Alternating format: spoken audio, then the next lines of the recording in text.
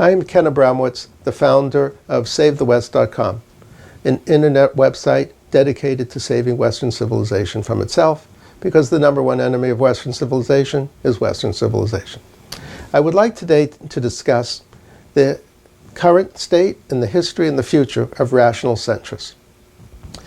My definition of rational centrist is someone who believes in the rule of law, the Constitution, and the Bill of Rights.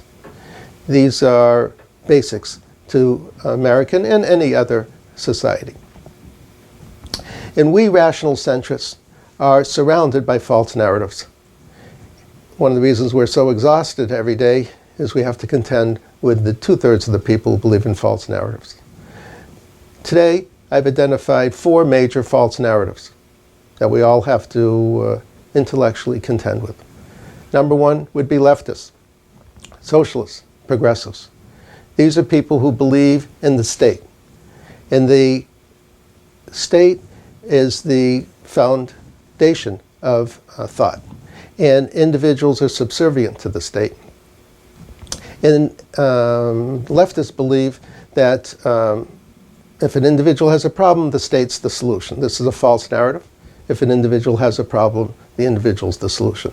Second major false narrative would be the United Nations, or world or regional organizations like the United Nations, who believe that they know better than individual countries.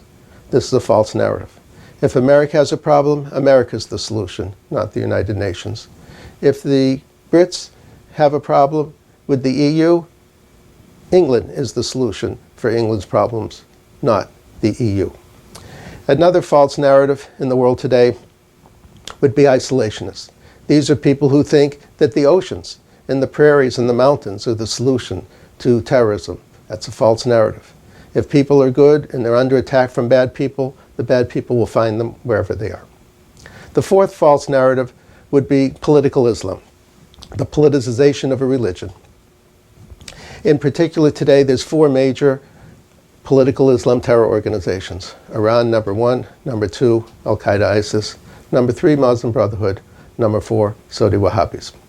All of these are different, but they all believe in one thing, that Christians, Jews, and Hindus will convert to Islam or we will kill them. That's a false narrative. You can't go around killing people who disagree with you. Now, I thought it'd be interesting to look in the past and then into the future of rational centrists. If we go back to the time of Abraham, 3,800 years ago, approximately 1% of the people were rational centrists. Basically, Abraham, his family, his tribe, and his friends. And they, at that time, were surrounded by the 99% of the people who believed in false narratives, namely local pagans, regional pagans, multi-regional pagans, and the usual isolationists that always exist. But over the last 3,800 years, we've gone from 1% rational centrists to 33% rational centrists. The question now is, in 50 years, what percentage of the people will be rational centrists?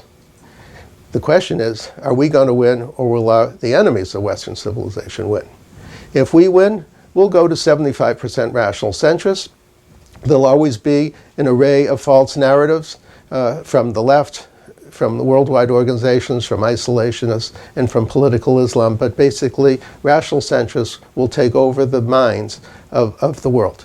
If we lose, we'll go to 75% political Islam, taking over the minds of the world, with the usual array of leftists, worldwide organizations, and isolationists as the other 25%. So we're really at the crux of the problem.